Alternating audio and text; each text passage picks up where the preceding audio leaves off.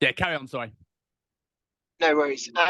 Yeah, like I was saying, like sometimes you never know what little nugget you're going to take away from that meeting, and it might be something as 100%. silly as this was a message that I sent to someone or whatever. So yeah, I've Like made it. my vow. I'll make as much as I can, even if it means I can only listen. I'm on driving and stuff because Yeah, yeah. I do the talks as well, right? So, like every single week, I have my team talk at 8 o'clock with all my clients, and every single week, the same 5 or 6 people turn up, Yeah. um, and they get loads of benefit. And then they tell everyone that they're getting loads of benefit, but the others still don't make time for it. And I'm like, well, you can't expect to get the maximum out of any process unless you throw yourselves in. Exactly. And it's half the time. It's like some stuff you'll learn stuff in this process at SME. You'll learn loads of stuff that is brand new to you that will add tools to your toolbox. But you'll also have things that like I knew that, but that was a really interesting way of saying that. And it clicks Yeah, something in your head, or something you can now relate that to clients. Go, oh, that's a good analogy. I'll use that when my client's having an issue with X, Y, Z. And like with the roundtable, it's never normally this quiet. Like we don't normally have. It's never the busiest call because there's not a very clear topic. But yeah, it's always just the one where it's like a little bit of a client open Q&A. So we normally go through how many clients you got on your roster, who's on track, who's off track, and then delve into some clients' problems. So Lorenzo normally is here. Kane has a client, but he's normally here. But it's surprisingly quiet today. I think I found this last couple of months that people are either in scarcity mindset with no clients and they're just putting everything into business and like putting this bit to the side, or they've done really well in January and they're like, oh shit, I've got so much work to do. yeah. I'm probably somewhere in between. Like I mentioned it, a client of mine, star pupil, absolutely incredible, put up a post on LinkedIn about his transformation. He did Yes. the marketing for me. Off the back of that, I've got 3 clients, but I've also just signed another 2 from just my work, and I've got some discovery calls and stuff lined up. I also had a really interesting call, and I need to speak to Dean about this, about the best way to approach it. I got a text message off a guy, like the whole first half of the text is like, oh my God, what an incredible call. Like, kudos to you. It was really well set up. I left feeling motivated and fantastic. And I was like, oh, brilliant. And then it goes on to say, I'm going to have to keep my options open owing to my own financial, you know, um, constraints and stuff like that. And I'm like, oh, fuck. Like, how can we do so well? And then and then you see the value in investing in yourself, but then you won't do it. Yeah. And I Yeah. think this is where, like, I'm building out a group package at the minute, very standard programming, um, predominantly based around the functional high rock stuff, because that's how you keep people interested. Yeah. Like a one-to-one client doing the split, maybe that we were talking about the other day, or a 3-day full body or whatever it is. I you can keep them motivated because you Hmm. have that touch pretty much every day or every other day. With a group session, I don't know how, other than like the Kickstarter, I don't know how I would keep someone motivated with a 3-day full body, repeat it every single week. And I don't really want to either. Like, if I want a group focus, I want them to get fitter. I want them to get, to go towards something. Yeah. I'm working about that. So, so, I there's, can't so go on. you're saying here is that you're looking for how to structure a lower ticket offer when people for like, well, for example, when one-to-ones need to go down, or as almost a paid lead magnet into people to come up. Yeah, pretty much. Like, so I've been building out three four flavors of program, Okay. which I'm terming my hybrid pathway, like collection or whatever Okay. series. And the first one is base building, and it's got 2 upper, 2 lower. One upper and lower is on the same day on at the weekend, Okay. and then 3 zone 2 cardios, and they're Okay. all very fundamental basic movements.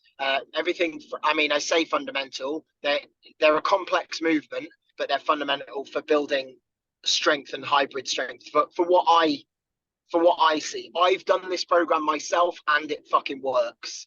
Yeah. And it's like, you know, push press, bench press, and pull-ups, for example, for the upper, and then a lower is, as you would expect, a squat patterns, and deadlifting.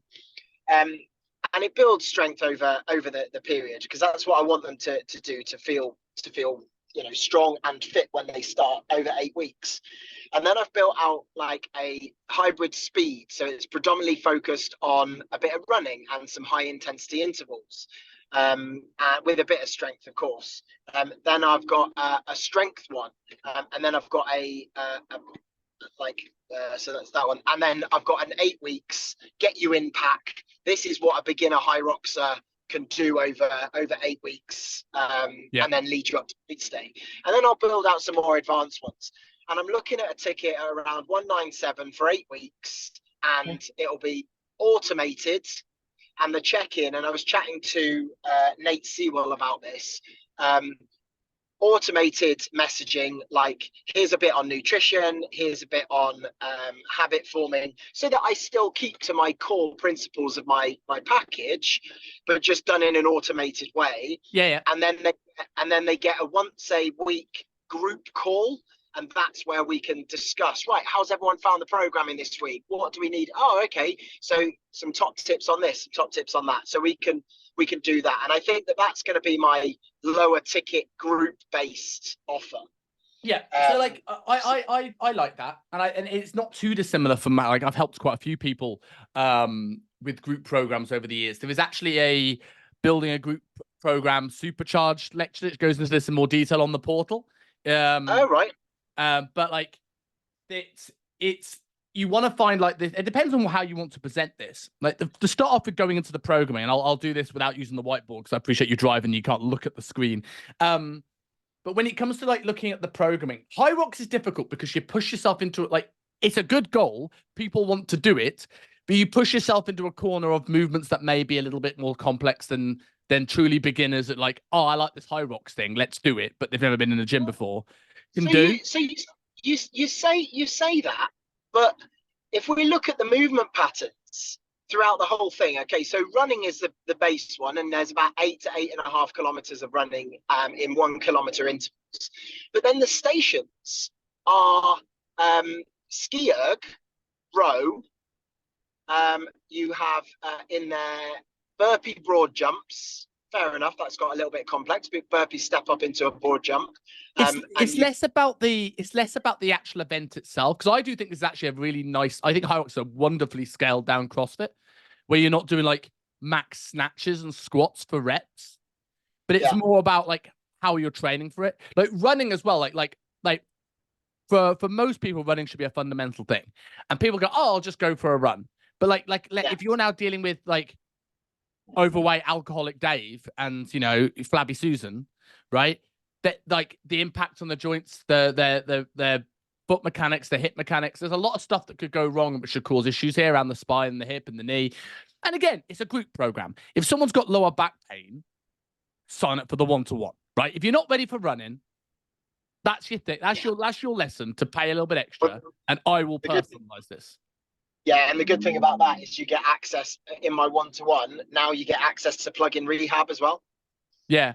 Oh, that's good. Yeah, and then that's the thing with like if you look at squatting, deadlifting, things like this, and I know they don't have these directly in the high rocks, but like that's where you kind of people go for training. They still got this CrossFit mentality, like squatting and and often people go to do high rocks often go to CrossFit style gyms, right? So like it's that thing of like, are we going to move away from like machines that someone may need to kind of get them started off, if that makes sense? Yeah. But that's something that we can chat about maybe at the end or at a later date of like how we might find that balance. And again, the point is here, it's a group program designed for our product.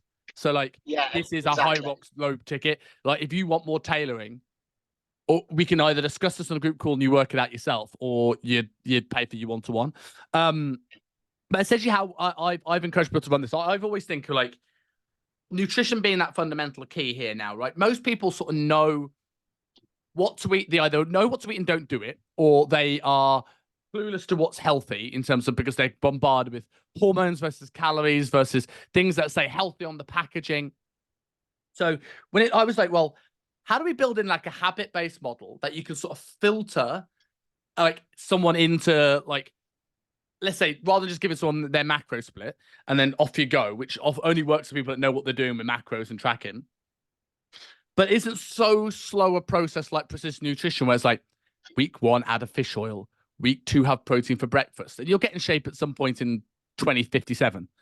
And the first thing I've looked at is like have a week 1 where like you have make a bunch of meal plans, and you make a bunch of meal plans based off, and you can use the ones on the site now. We've got like what 1200, 12, 14, 16, 18, 2000, and 10. We've got 20 different meal plan templates for high carb and low carb on the site now. We're going to have a bunch of balanced ones in very soon. Build something like that where you have a bunch of templates. Someone comes in, they're 70 kilos, they get the 70 kilo template.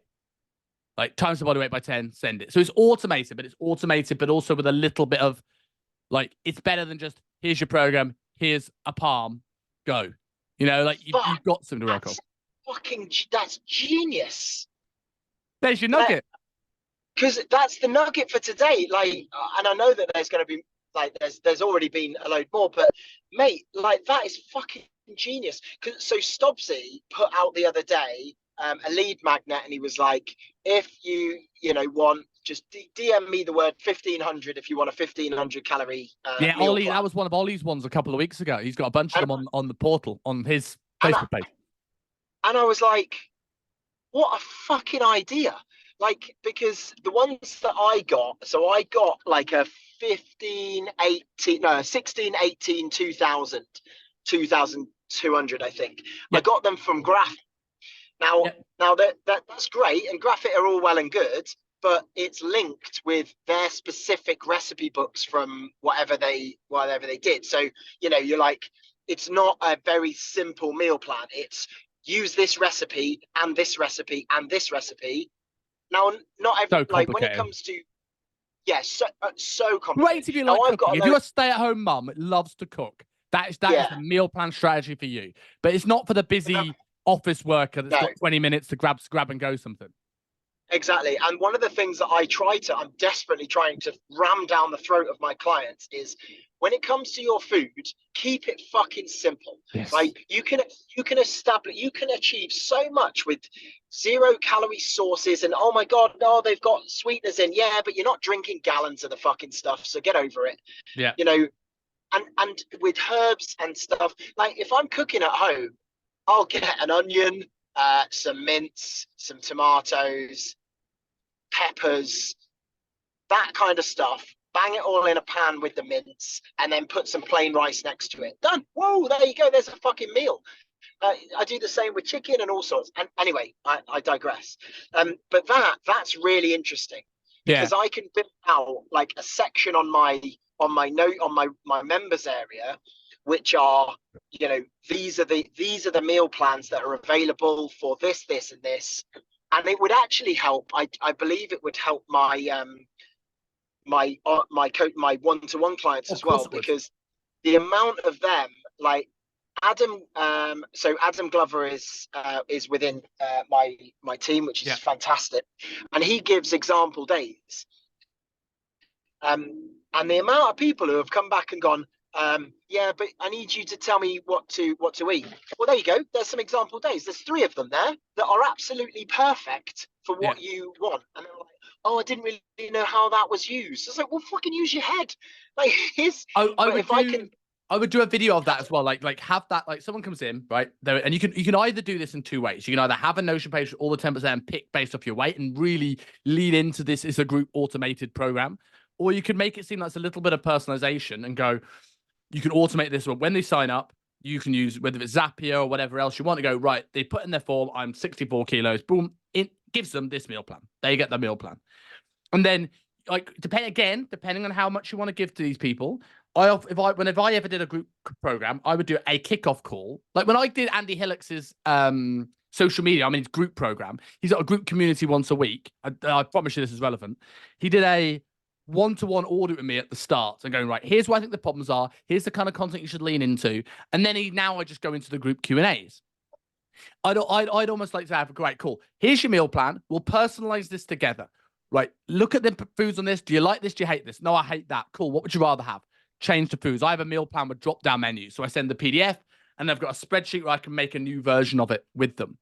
So they get that meal plan. They get the automated training program. And then I would do a video in that site of like, this is why I think you should follow this meal plan to the letter.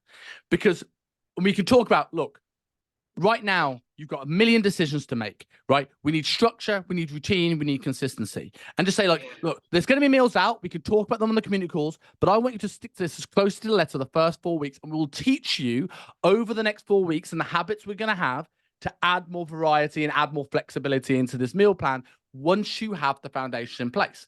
And then from that, you lead into habit 1, week 1, and it's all just about building awareness, being aware of the food. So that's looking at food labels and just like when you're eating stuff, like, when people like they smoke because they're relaxed and they're not thinking about smoking, they're just like, because I'm stressed, then they put it out and they forget they even had it. People do this with food. They overeat because they're bored or stressed or emotional, and they don't think till they've eaten 10,000 calories. They don't feel shit until afterwards. Go, oh my God, I feel awful. They don't associate it because it's mindless. I'm snacking at stuff. If we can be a mindless, like, look, how many calories am I eating? How much am I having? How long am I chewing it? Right? How am I feeling eating this? Do I feel good eating this? Do I feel bad eating this? And this came from a popular book this guy wrote. He's wrote 2 now, actually. And I've started to read the food one, but I've listened to a lot of his podcasts. He helped people quit smoking. It's one of the most successful quit smoking books ever. And the first thing he said was, don't quit smoking. Which sounds really fucking weird, right? He says, I just want you to be aware of smoking. I want you to feel it. What does it taste like? What's the texture? What's the consistency? How do you feel when you're doing it? How do you feel afterwards? And some people come back and went, oh my God, I didn't realize how disgusting this was. And it's only in that awareness. Like when you're eating like a fucking pig, you go, oh God, this is shit. And then a lot of your adherence issues could fall by the wayside because your clients are now starting to identify, oh, this isn't good. I want to make that change. And they ask for more stuff whilst they're following a meal plan. So you've got something for them to give them a direction. From there, you can then start to look at, let me actually get this up because I'm trying to remember what order I had these things in. Pin post, evergreen model. Where is it? Evergreen group model, member sites. I've got so many fucking notes. I lose so much shit. It's ridiculous. So where is it?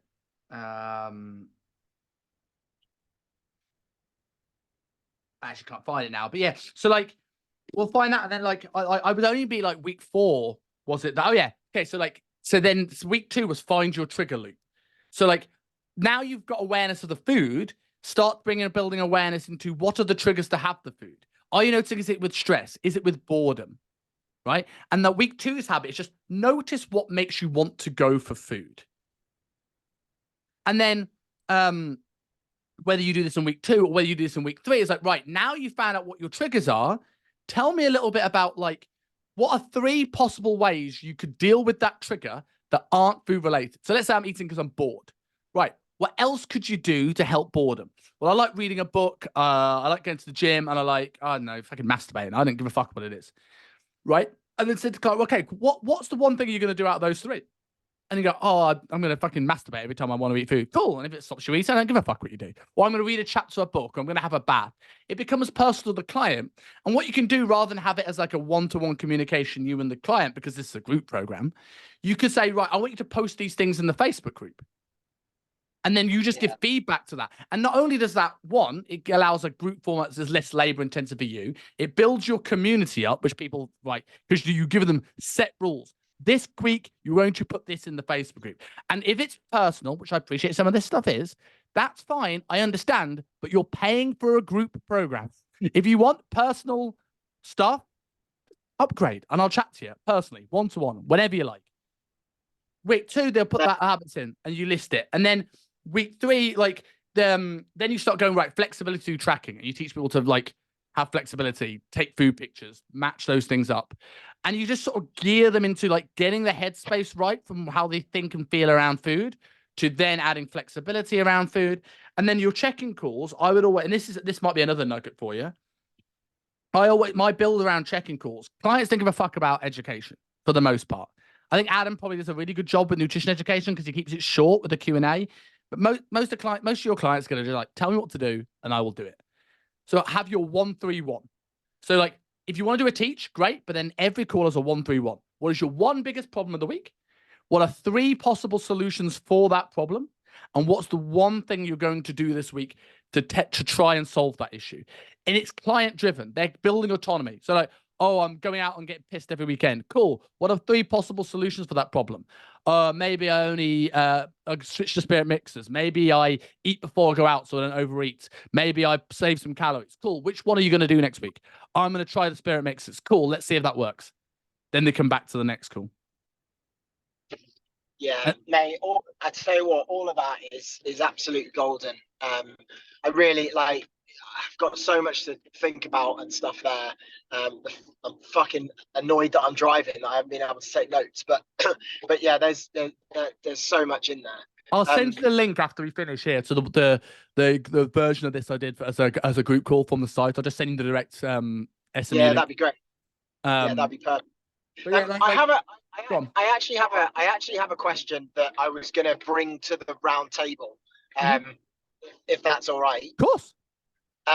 So I went down and I have got myself a gig as essentially I'm going to be a PT on the floor. I know that I'm going about this in the reverse way, but it's something that I want to do for a number of reasons. One, it's a nice fucking gym to be in. Nice. 2, I'm going to be able to film content in there, and particularly when it's quiet. So that's a nice space, and I'm legit going to be able to do what I want to do in there, which is cool. So that's that. Plus, I want to be able to attract clients and say, look, instead of just once a week or 2 times a week or whatever, for this much money, you can be a one-to-one online coaching client with me, and I will give you 1 session a week where we can check form or something and do that sort of like hybrid. Yeah. My question is this: I've never worked as an in-person PT, so other than doing my PT course, I don't know how this fucking works, right? Okay. In my mind, this is what I'm thinking. Yep. I go up to someone on the gym floor and I say, hey, what are you working on today? Build a bit of rapport. Whether I talk to them about my services or not in that moment, I'm quite good at talking to people, fine. Yep. But let's say someone goes, oh yeah, no, I'm interested. My next step would be to go through the process of onboarding them as if they were an online client of mine, get them into my, say, okay, well, after this, if you're interested, please, here's a link. If I could take your email, here's a link to my online onboarding portal. Take them through the onboarding questionnaire, that sort of PARQ, although I think they've already got one because they're members of the gym, and go through that so I can find out a bit about them. Yeah. Create a program based off of that, and then would I give them that program that was 3 days a week, or would I say, here's 1 session that we're going to do together? Okay. I mean, first of all, is it a big box gym? Is it like a big members gym? Not really. It's a fucking beautiful facility, but they're only got about 1,000 members. Okay, cool. So with regards to the lead gen stuff for going over and talking to members, think of all the stuff that you do to get clients online, and then put this in a personal setting. It's it's a numbers game. The more people I can speak to. So literally, like you would do online. You have a lead magnet, you'll give free value, you'll help people in the DMs with no necessarily immediate need for them to buy. You keep helping them over a period of time. They'll eventually ask, or you drop the question of having a call, you come in. We'll go into that process in a second. You can also look at again, how many in a gym, if they've got 1,000 members, how many turn up on a weekly basis? So if you can get in good with the owner, you could also sort of go like, cool, have you got the database of emails, right? If I'm okay to have that, like, don't worry with data protection, you don't want to give it me, but if I'm okay to have that, could I email everybody that's not showing up to the gym and offer them a free session, right? Like, just get people in front of you and like that sort of stuff. It could, because for them, it gets more engaged members, which might pay them for next year, not cancel membership because they've not been in 6 months. And I also, things I've done, which is a little bit more sneaky, if they've got a sales team that sell gym memberships, I offer to train one of them for free. Because when they have a sales consult that maybe wants a little bit of a sweetener, well, Thomas here, it's great, PT. I can get you in for the initial taste session with him. Makes it easy for them to sell, and they're going to go to you rather than the other PTs on the floor because they know and have a relationship with you. Like that sort of stuff tends to work. I always train like 2 or 3 of them for free. Annoying the fuck out the other personal trainers. So like, and then like from that point, then it gets, there's a million ways to do this depending on how you want to work. The way I always worked, and again, this depends on how you want to do it. So you could go for the free session approach. If people want to get that thing over the line, that you can sit down with them in person. I think it's easier in person than over a Zoom, in the gym, chat to them about their like literally like the past, future, present model I've spoken about before. You find out where the goals are. Maybe you take some initial assessments, whether it's photos, tape measurements. You maybe get on the floor, do a little bit of a gym floor assessment, and then do something to get those endorphins rushing, going, oh shit, this guy's really, really good. Then you go over the packages, what people will sign up for. They will sign up, whether it's with you directly, I don't know how this works, or they sign up with the gym for PT. And then from there, you could basically run it like an online client. They get access to your portal, you make them their program, and in the next session, we go through the plan. Or you can do it this way. You do a sales consult. It's just the chat, like you would do on Zoom, but maybe in person. Chat about the goals, go through the thing. They purchase, go through your portal and have to go through your initial forms. I would have session 1, and this is how I always did it with transformation clients. Session 1 was a little bit longer, probably be like 75 to 90 minutes. And the reason why I would be a little bit longer, because whereas some people, when you go into goal setting, will take 2 minutes to tell you their goals, and other people will tell you their life story and everything that's happened in life right now to make them feel miserable. Right? And you don't want to cut people off. So you go through the past. Why are they in front of you? Why do they feel a bit shit right now? Future. Where do they want to be? Not how do they just want to look, how do they want to feel, how do they want to behave, how do they want to perform, what habits do they want to have? Because if they say, I want to be this kind of person that gets up and goes for a run and then doesn't do it. And I'm like, you're going to have to be that person before you are that person. Right? And we can remind them. And then present is like, right, tell me why you don't look like that already. And then you go through the PAR-Q stuff, like follow up on the PAR-Q that you have. So like, so you told me about dietary history. You've told me about this injury. Tell me a little bit more about that. Take those notes. And then again, I do those assessments, map out that goal setting sheet and be like, here's the timeline. Here's where I think you're starting here. I think it's going to take you X amount of weeks to get there. This is what you need to do. Do your gym floor assessments, do a little bit of a session to finish off. So I always used to do a squat assessment, a hinge assessment, and an overhead assessment. That gave me enough information to sort of like tailor the program a little bit to them. And then I'd do a very simple session, which was normally split squats into, or a split squat or a leg press, depending on how stable they were, into a dumbbell press variation, a pull down or row into some sort of glute exercise, whether it's a hip thrust or ankle hyper, depending on how fat they are. And that'll be enough to make them go, oh shit, that's harder than I've done with nearly anything else. Like do a goblet squat and slow it down to 5-0-5-0 tempo. That client's gonna like, oh my god, this is so much harder than all my training. And it just gives them that, this guy's really good. So that'd be session 1. From that information and from the PAR-Q, you go away and build their program. Session 2 that you have, I would then make it a little bit longer, maybe like 70-75 minutes. Again, then they're not paying for the extra, but it's worth it. For that 30 minutes to go through the plan. Right. Here's the training plan I've put together. Here's why I've put it together. Here's the meal plan I've put together. Here's why I've put it together this way. Right? Is there anything you don't like about this? Like a kickoff call online. Yeah, like I don't know if I like almonds. Cool. What would you like I said? And just change it to the point where they're like, oh, is that it? Is it that easy? Cool. And then you get onto the gym floor and go through your first session. You don't necessarily need to send them the plan unless they're doing the hybrid model where they're going to need it. If they all taking care of the sessions, you take care of the sessions. Like they just trust you're going to show them what to do. They come back, you do the logbook for them, and you just make sure they're progressing week on week. Go on. I suppose the question with that is, let's say they want to sign up for one session a week. Mhm. You and I both know that you can't achieve a great deal with that one session a week. Not But unless they're then willing to train insanely hard. yeah, well, yeah, and but let's say then they say, okay, well, one session a week with you, but I'm going to use my gym membership and I'm going to come for another 2 sessions. So I've got 3 sessions a week in the gym. One of them happens to be with you. Would you give them the 3 sessions I give them the 2. as so you'd give them 2 sessions? The only reason why, and I don't mind giving someone the 3 sessions, like I often sent people, I just use the sheet, the Google sheet, and I just send them the whole file, so they'll have everything. But I will very clear, these are the sessions you do with me, and these are the sessions you do on your own, because I'm probably like, if I'm going to do anything slightly more complicated, like any trap bar deadlifting or squatting or like anything that's like lunging, anything that's like complicated patterns, I want to be here so you don't fuck it up. And your sessions on your own is going to be leg presses and hack squats and leg curls and like stuff that like is really hard to fuck it up. So like, Yeah, okay. that's the way So I you look at it.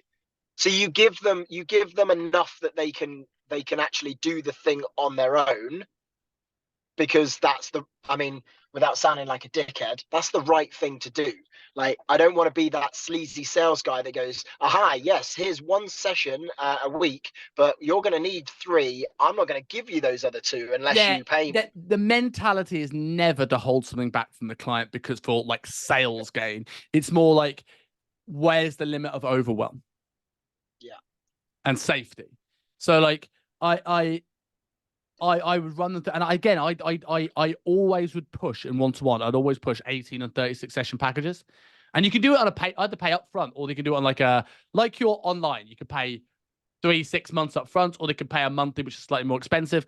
Same thing I do here is like you go 18 or 36 sessions. You can either do it slightly cheaper by paying all of them, or you can do like an installment, like 2 installments for 18 or 3 installments for 36. And you package as, this is 3 times a week for 6 weeks, 3 times a week for 12 weeks. And then only offer like the 1 a week package at a bit more of a premium if they bite back on that price. Because if you think of like how many people you're going to need to fill in your diary to make ends meet with those, and I know you're doing online as well, but like to make ends meet with those sort of packages.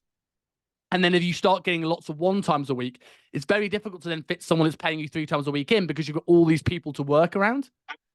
So like, lead with more, because you're going to get better results. It's going to be a much better product. And then sort of like you have options if people are really struggling financially. And it often is more current clients maybe want to go down to 1 or 2 a week. And maybe if you do hybrids like on a Saturday morning or something where it's like it's not going to interfere with the people who are paying you good money.